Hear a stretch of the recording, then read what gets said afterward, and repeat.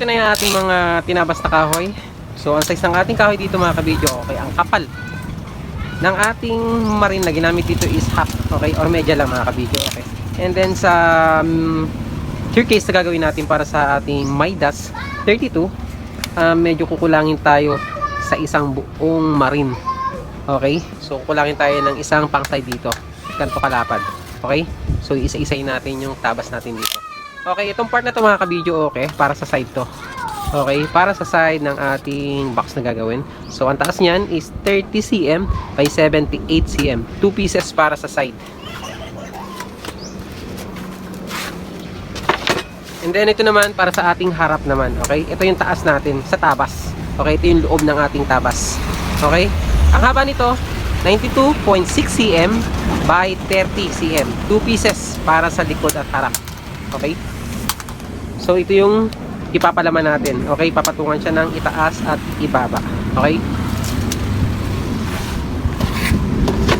and then ito naman yung top and down natin, itaas at ibaba ng ating box na binubuo.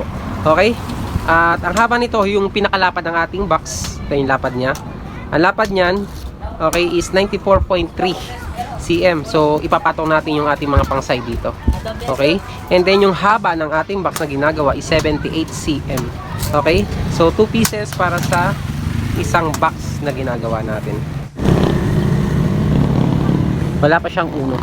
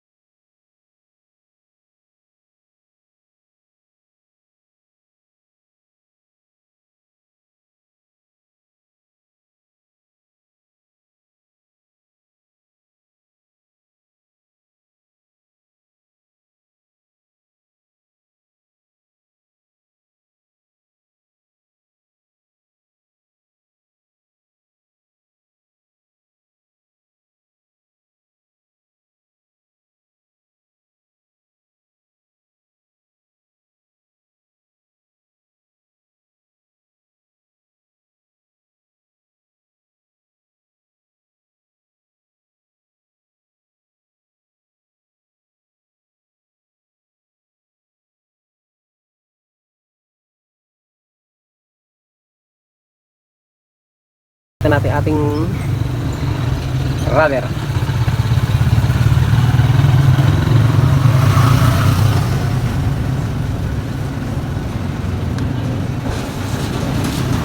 So dito, hintay pa natin yung ating twister lock kasi ginulang tayo, kinapos tayo.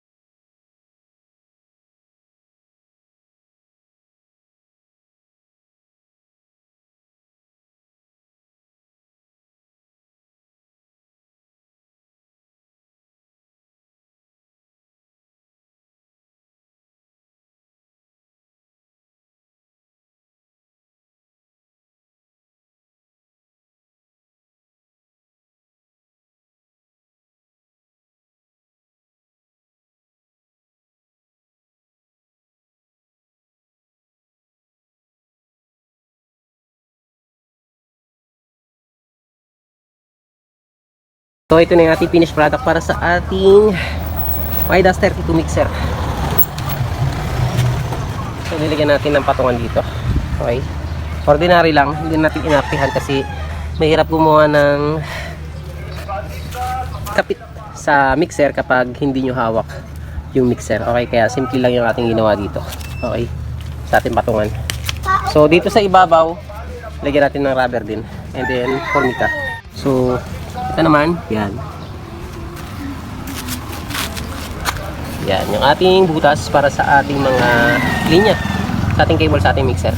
So nilagyan natin ito para kapag ligpitan, okay, yung mga, kasi yung pesto nito kasi is nakapik sa isang lugar, and then pag ligpitan tatakpan na lang ng takip ng ating turquoise. Okay, so yung mga linya hindi na magagalaw. Okay, kaya nilagyan ng butas ng ganito. So ito na yung ating loob ng ating turquoise box. Ikutan lang natin.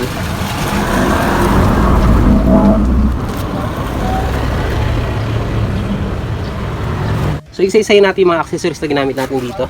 And then, so ito yung ating twister lock. Okay, twister lock, ating ball corner, at yung ating L-brace, itong pinakakanto dito. And then ito naman yung tinatawag na TNG or hanging groove. Okay mga kabidyo, okay. Yung size niya is medya lang. And then ito naman kanto ay angular. Okay, puro aluminum po yan. And then gumamit tayo ng rubber. Okay, ito yung kapal ng ating rubber na ginamit. Ayan, 1.5. Nasa 1.5 din yung kapal niya. And then, ano pa ba? Yung ating formica. So dito muna tayo sa ating takip. Ayan. Ito yung ating handle with plate. Ayan, ito yung takip. Ito yung naman yung twister lock natin. Ito yung ating angular. Okay, pang kanto natin. And then dito, yan naman yung formica. Okay, yung price niyan is sumaabot ng 100 or 1,000 plus. Okay, naglalaro sa 1.3 to 1.5. Okay, brand niya is Unica. So yan yung ating mga accessories na ginamit. Kung saan nakakabili nito, pwede kayo makabili niya sa online shop kagaya ng Lazada and Shopee, meron dyan mga kapatid. Itong formica na to, so bibili niyo sa Home Depot or Wilco. Yan, sa malaking hardware. So yan yung ating turkey.